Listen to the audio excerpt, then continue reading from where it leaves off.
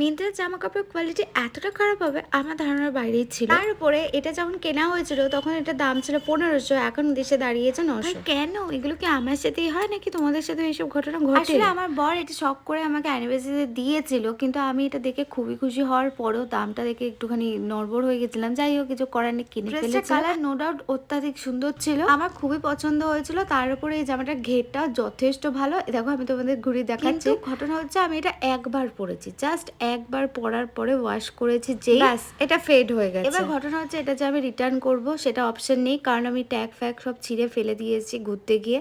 এবার আমি সেগুলো কোথায় পাবো? না হলে সত্যি কথা বলতে একবার পরেছি তো কিছু করার নেই, আমি এটা সত্যি রিটার্ন করে দিতাম। তার উপরে এখন যখন আমি ভাবলাম যে ড্রেসটা নিয়ে রিভিউটা দিয়েই ফেলি, সেটা করতে গিয়ে দেখছি দামটাও অনেক কমে গেছে। এইভাবে যদি হয়, একটা প্রাইসের 500-600 টাকা যদি একেবারে এক ধারসে কমে যায়, তাহলে কিরকম লাগবে বলো তো? আমাদের মতো বাড়িতে থাকা পাবলিকরা এবার কোথা থেকে শপিং করবে জানি না।